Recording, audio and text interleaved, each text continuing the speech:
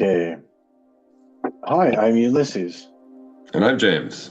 and this is Comics Odyssey. And today we're going to do a special Christmas episode of Comics Odyssey by reading a book about the devil.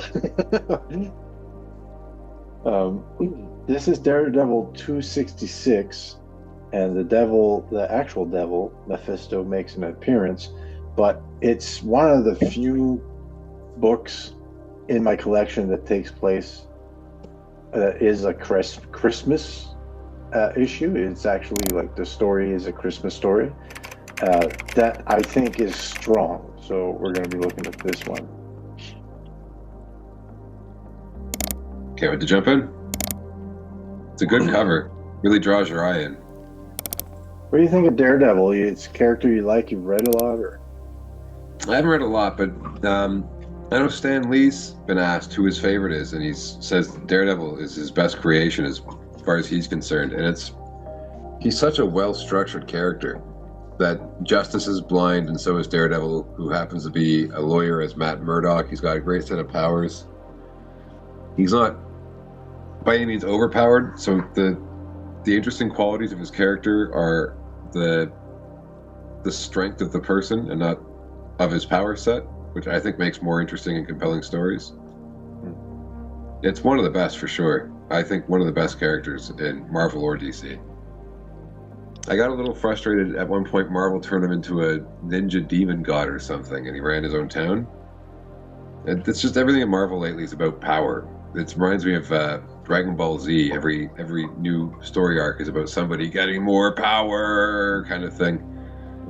And you lose track of the character building, because it's really just about who can do the biggest blast or the best at arm wrestling or things like that. And that's not what good storytelling is. The character Daredevil is a perfect platform to tell great stories. Yeah, one of the few Marvel DC characters who are religious and have stayed religious, and that becomes like an interesting part of their character. You know, he's a Catholic, and it factors in, which is, and they do a good job, I find. Other than, you know, him beating the heck out of people every night, he's probably a good Catholic.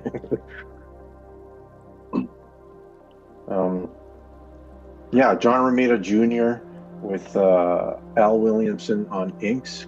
This is an incredible combo. This is one of the best looking books, as far as I'm concerned, that I've read in the superhero genre. This is really up there.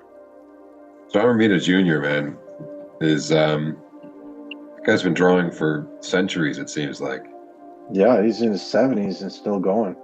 That's incredible, man. He's one and of the he best. Might be in his 80s. I don't know. How old is Ron? I don't know. He's an old guy, and he's still going, and he's still good. Yeah.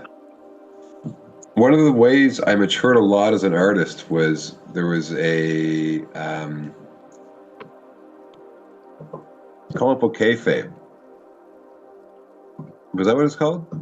Yeah, with Ed cartoonist kayfabe. Thank you. Yes, I knew I got it wrong. And he was covering a Punisher issue of War Journal, I think it was, with John Romita Jr.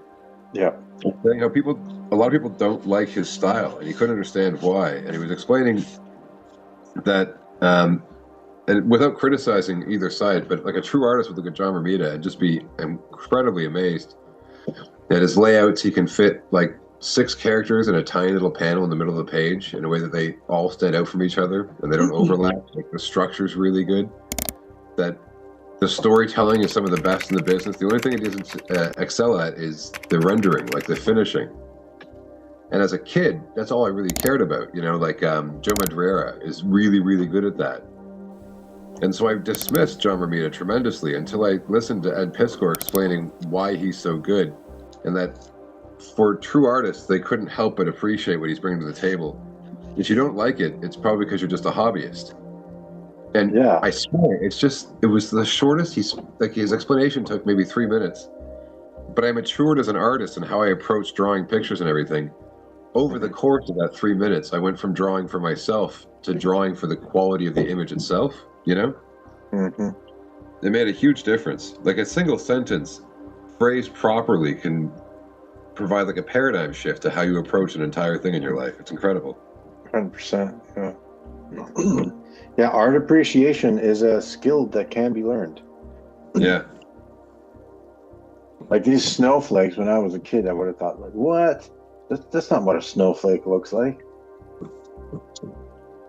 The thing is like a page has a design layer to it, the design dimension. It's not just does it look like the thing. That's right. Does it look appealing? Is the page designed in an interesting way? So this is a crowd shot. This is a difficult page to draw. It's a busy page and it's hard to keep all the elements together. It's a choir singing under an angel statue here. I love how the snow falls onto the statue, and they're singing Christmas carols. And then one little dude here stole a present from someone's bag, and he's like, "I hope it's a radio." Writers and Nocenti. So this comes pretty much directly. It follows. It's a hard act to follow. It follows the Miller Jansen stuff. Yeah, the Born Again, right? Yeah, it's not long after that. I do have the Born Agains around the 180s, and then there's this starts at 230, I think. And the chunk in between, I think Miller was writing, if I'm not mistaken. Oh, yeah. This is such a cool turn to take Daredevil to include the theistic stuff and bring him to hell and introduce him to Mephisto. It's such absurd, drastic power shift. You know, Silver Surfer or Doctor Strange might be able to survive a power struggle between a fight with Mephisto, but Daredevil, there's nothing he could do. So it would just be specifically his wits and his mind and his faith. Mm-hmm. Great storytelling dynamic. Great idea. Yeah. Great storytelling here. Just a bunch of scenes of Christmas, but just various people's perspective on what's going on at Christmas. And there's this one we get to this entrance to it, like a bar, and this lady in a hat is kissing a guy, and this homeless guy is like very cold, and we'll see what that actually comes to mean something later. But this is a Christmas day, and we're going to get a scene in a bar. So it's a discussion about what kinds of people end up in a bar at Christmas, right? It's people without family, and people that are a little bit down on their luck. Anyway, the story is called "A Beer with the Devil." This is a great panel here. Yeah. Silent. It's just. I don't know. I just like the way that looks. I tend to like artwork that looks like artwork. I don't tend to like artwork that looks like photography. Yeah, I hear you. I like seeing the brush strokes here. Oh, what's his name? I'm not gonna remember his name. Yeah, I know what you mean though. So a little bit more on the cartooning end of things I prefer than on the photorealism side. I mean, this is a funny image, just Daredevil in costume. He's got like some bandages because he got beat up in the previous 8 episodes, and having a beer and there's just a bunch of people around. It's such a rundown bar that nobody cares that literally Daredevil is there. Yeah. I mean, He's a guy who can pull that off with in a story too, I think. Mhm. In costume.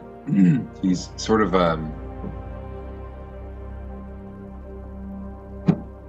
Spider-Man too. I've seen some good Daniel Warren Johnson, I think is his name, does some good pictures of him sitting sharing a pizza with some homeless folk. Yeah. There's not a lot of heroes you could do that and make the story believable. Daredevil's certainly one of them. Well, a character like Batman, his whole thing is his atmosphere. So That's when right. he enters a room, the room becomes about Batman. Yeah, right. Whereas there's some characters that are a little bit more integrated with their environment. Yeah, you'd expect everybody would give up drinking as soon as Captain America walked into a bar. They'd feel embarrassed. Mostly discussion with various characters that are, kind of down on their luck or just not great people. That's why they're there. And, Daredevil is counted among them. And we got this figure coming in. It's a gender ambiguous figure, which I felt was like there's different people that say like, oh, that guy or that girl. So it's like an androgynous looking figure, and I thought Romita drew that very well. That's actually really tough to draw an androgynous figure. Anyway, as this figure moves about, people get a chill up their spine. There's great cartooning here, the expression. And Al Williamson's inks for background, just a bunch of lines. It creates a lot of really interesting texture, matches the texture in the drapes here. It's just so good. Yeah, it's something a lot of artists leave out in comic books is the background, but it really pulls the story to life. Instead of just a solid color, which is what a lot of comics do, he adds those lines, a little extra touch. It creates visual texture and it makes it interesting to look at. Yeah.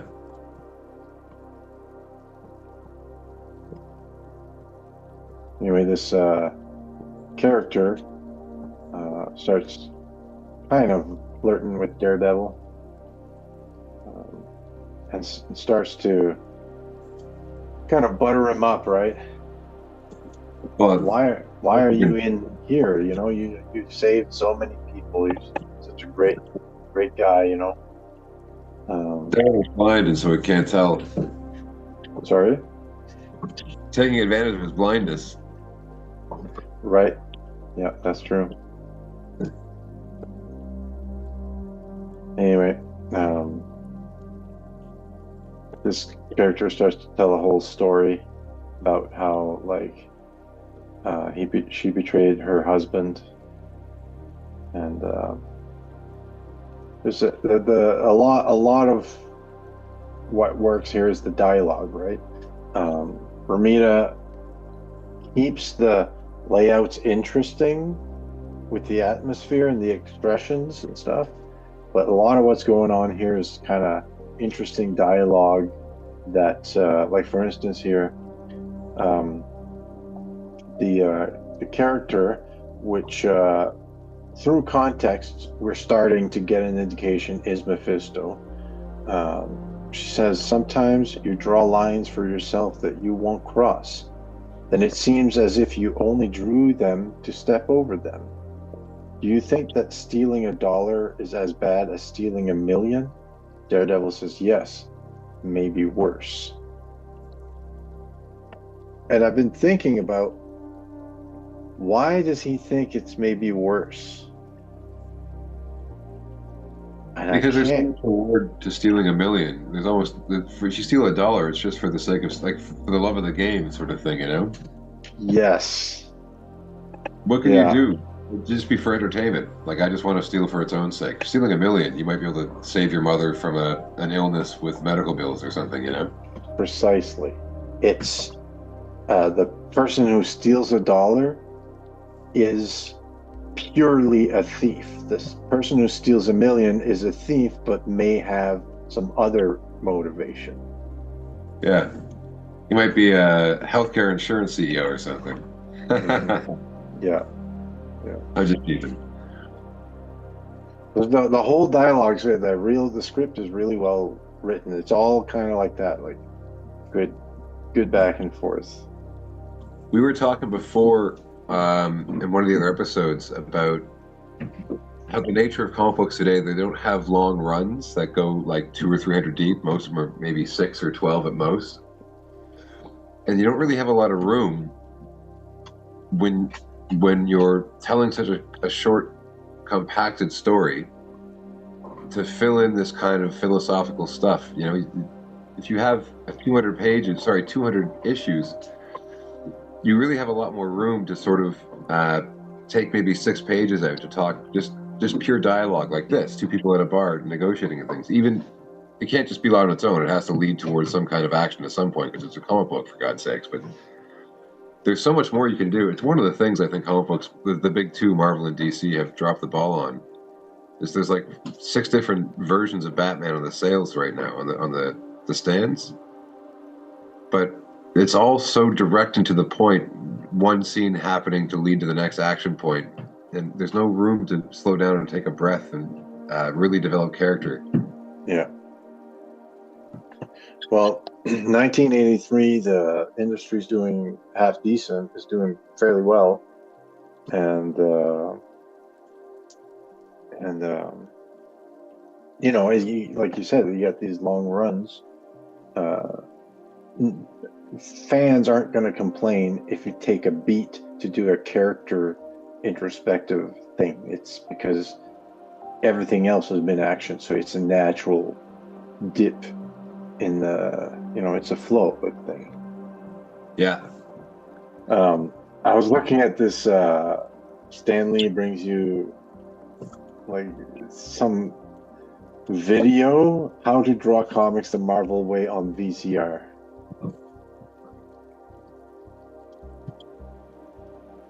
Two exclusive videos and a limited 25th anniversary poster. Like Stan Lee has fully fully incarnated into his, you know, marketing persona here. Marvel mascot, yeah. What are the videos going for? I'm curious. What does it say here?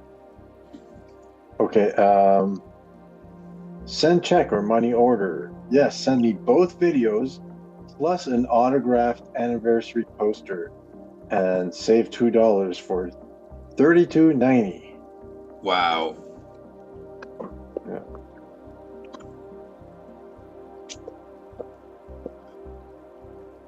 Anywho, finally,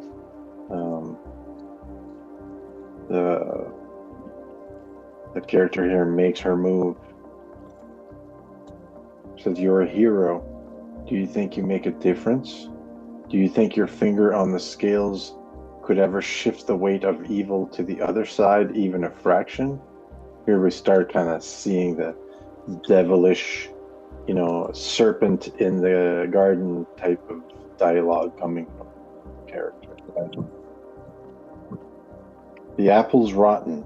There's no going back," she says. This great panel here. And both of them, like the 2 pages work together so nicely. The composition is just fantastic. Mm-hmm.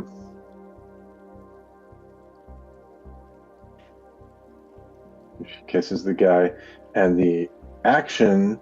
So all of these dudes in the bar, it seems like kind of random, right? Like why are we paying attention to all these ancillary characters that will never come back again? Here they're used to show that as the devil kisses Daredevil, their tension increases and their confrontation gets worse to the point where, you know, this brother murders the other brother, which is kind of a resonance with that Cain and Abel story, right? Mm-hmm. Great storytelling. Yeah.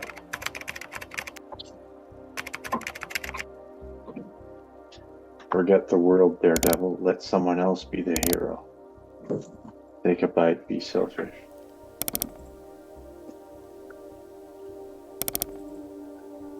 So he starts to clue in that he was just kind of in a haze, maybe drunk, maybe just overwhelmed from the events from the previous issues, and starts to notice all the bizarre idiosyncrasies and contradictions of this character, right?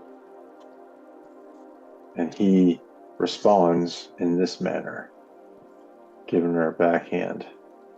Kavak. Yeah. This is not a very pleasant Christmas evening for everybody at this bar. Especially that guy who killed his brother, or the brother who was killed. Yeah. Then he starts to, read her with his, like hyper senses. I like the depiction of the radar sense here, like the imprecise lines makes him look kind of vertiginous, and it makes him look like sound waves a little bit. That's a great picture of Wolverine on the ad to beneath your right hand there. Such a classic. She says, I know what you're doing. You're reading my shape. Male, female, beast, whatever. Things are never what they seem, mortal. And then, wham! Wow. The charade's over.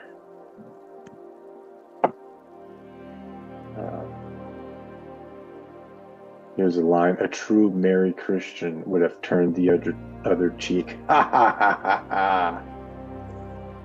I got you, right? Always testing.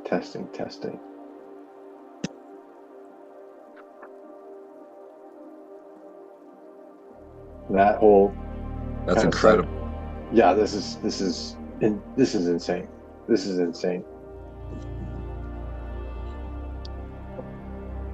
The tension just ramps up. The devil gets bigger. And we got Daredevil on the tip of the fingers there.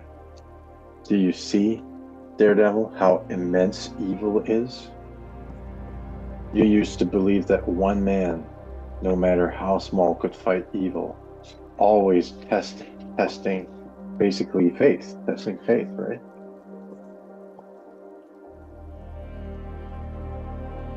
These pages are just wild. Yeah. That's such a great... Sorry? That's such a great hand. Yeah. Just 3 knuckles, right? 3 fingers. The rendering, he doesn't lift the finger. It's like a bunch of like arcs, like looping arcs.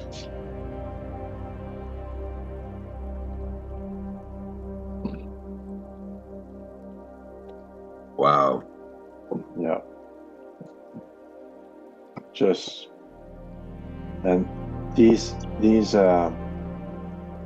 brush strokes, I am desperate to find out what tools were used to do that. It's not pens, it's got to be brush.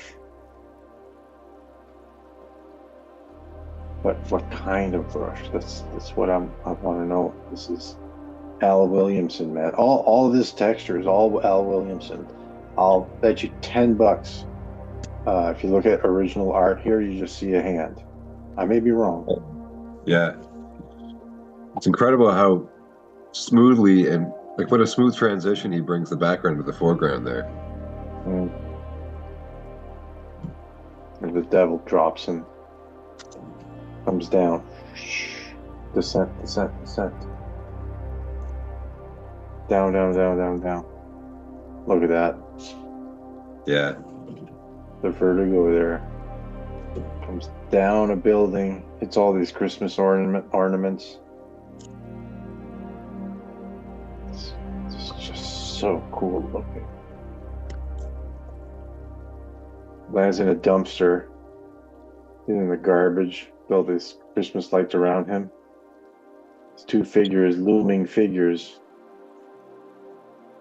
over him, but they're not evil. Two just random citizens. It's implied they're homeless. They pick him up and they say, "Do you want to go over to the soup kitchen for Christmas dinner?" Daredevil, look at the expression. So poignant. He says, "Sure." And the homeless guy says, "That's the spirit. We'll have us a fine meal. Merry Christmas." And he beats evil. Yeah, exactly. And the devil is always wrong. That evil is so immense that it takes everything over. There's always some nugget of good somewhere, right? Even in the homeless and the poor. It reminds me of that bit from Lord of the Rings where Frodo can't believe Sam's still carrying around those special salts from the Shire, just in case they happen to come across a need for it. Yeah. Reminds me of this. I read this story, and I was listening to a radio drama actually today, just by coincidence, of Saint Vincent de Paul, and he was a saint that entered the priesthood in pursuit of wealth, and instead ended up a slave, and learned the value of poverty. What does it mean? And why the poor are of value? And it kind of reminds me of this, right? Like these poor people helped Daredevil. Everything around him was kind of like falling apart. His faith was being questioned, but just one kind gesture, saves him. Yeah. It's really good issue. I mean, this is as far as like, so this would have been. It's a Christmas issue, so it must have come out at Christmas. It's May, but May, that's like not the shipping date. It's just something different about that. I could see a Christmas issue coming out in May. Well, I know that the date on the cover is different than the date it was on the stands. I know that. There was an explanation for that, and I forget what it is, but anyway, JR, Al Williamson, and Nocenti on dialogue. This is just everything about this great issue. This whole run is awesome. Typhoid-Merry appears in this. There's a big Mephisto run going. Lots of interesting villains. There's an X-Men thing. There's a Spider-Man thing in this run. It's filled to the gills, and it's not. There's a few duds in there because Ann Nocenti was a little bit leaning towards a little bit more towards the human more than the superhuman, which sometimes kind of results in a bit of boredom. But for the most part, this is a great run. I mean, the artwork is always a boss level.